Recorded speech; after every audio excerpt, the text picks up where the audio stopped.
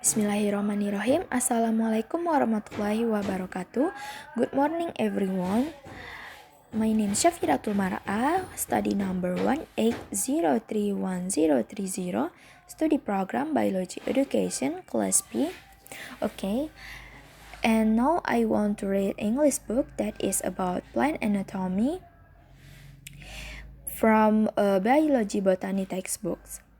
Plant anatomy, and that is as under thumbnail that is the to cut, is the study of internal structure and organization of plants, especially of their part by means of dissection on microscopic examination. The simple type of the plant body is unicellular in sac form. The single cell perform all the vital function of life. Its growth, prepare food, undergoes metabolism, reproduces, and complete its span of life. The progressive evolution in plants has resulted in increasing complexity of structure. In nature, plants' root, stem, leaf, and flower carry out different functions. Due to the division of labor, the cell of the plant of difference to form different tissue. Okay, tissue and tissue system. The study of internal structure of plant reveals many types of tissue. Morphological of tissue is a group of cells which are similar in origin, form, and function. Physiology, as tissue is composed of dissimilar cells that perform a common function. For example, palm element and food condition respectively. The cell form various kinds of tissue, two or more types of tissue from tissue system. Different tissue system from the organ. Each tissue carry out a specific function. Tissue can be classified into two types, meristematic tissue and permanent tissue. Okay, next meristematic tissue. A meristematic tissue, meristos, that is divisible, is a group of identical cells that are in a continuous state of division. Some cell production by meristematic tissue stop dividing and acquire certain change to become permanent tissue of the plants. The change from meristematic to permanent tissue is called differentiation. The remaining cell and the meristem retain their meristematic activity. Meristematic cells are self-perpetuating. Characteristic of meristem cell. The meristem cell may be round, oval, polygonal, or rectangular shape.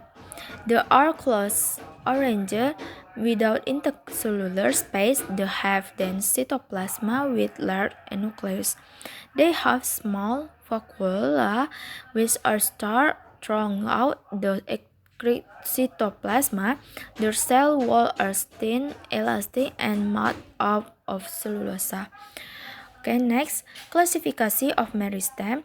Based on its position, the meristem is divided into three types: apical meristem, intercalary meristem, and lateral meristem.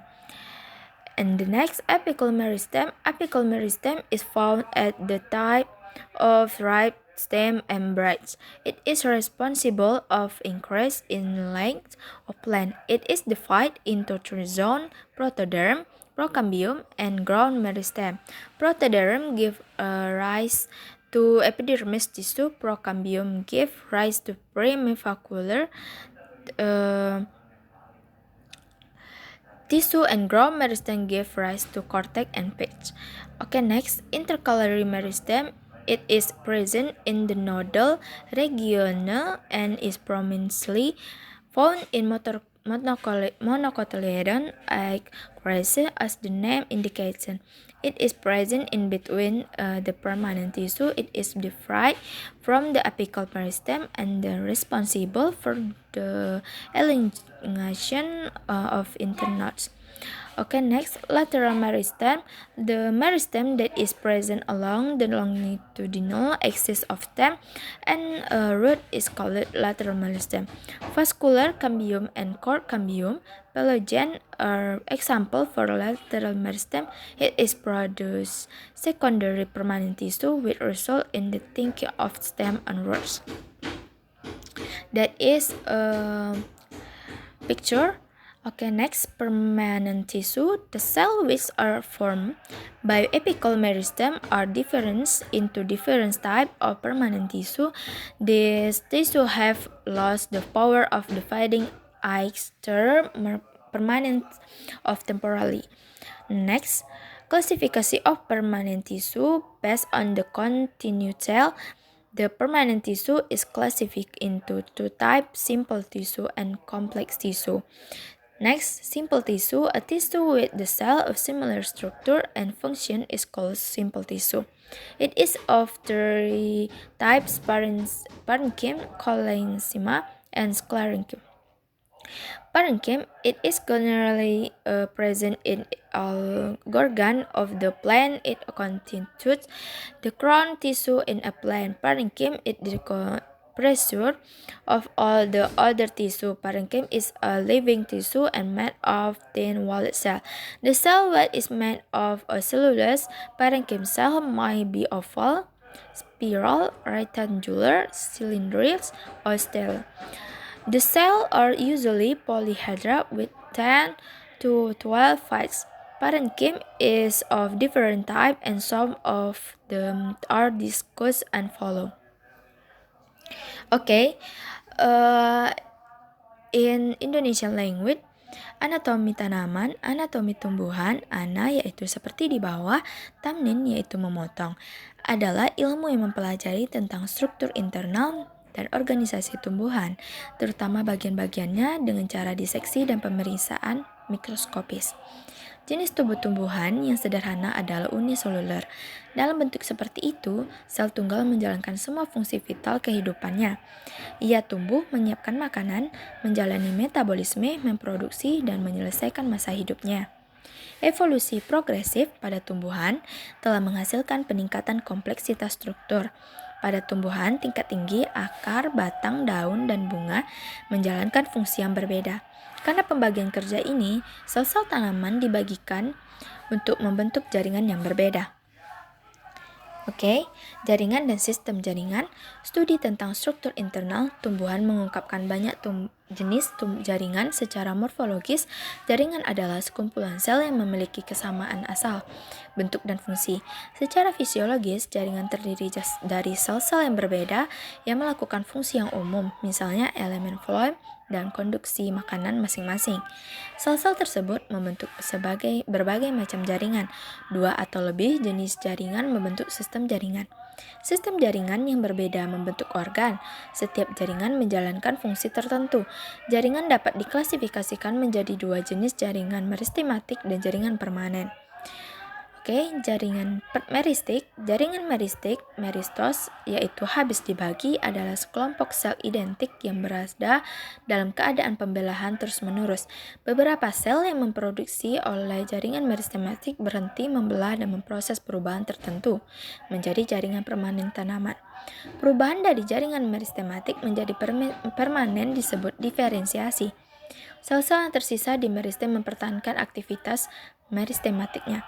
Sel meristematik mengabadikan dirinya sendiri. Oke, selanjutnya karakteristik sel meristematik. Sel-sel meristematik bisa berbentuk bulat, oval, poligonal, atau persegi panjang. Mereka tersusun rapat tanpa ruang antar sel. Mereka memiliki sitoplasma padat dengan inti yang besar. Mereka memiliki vakula yang lebih kecil dan tersebar di seluruh sitoplasma. Dinding selnya tipis, elastis, dan terbuat dari selulosa.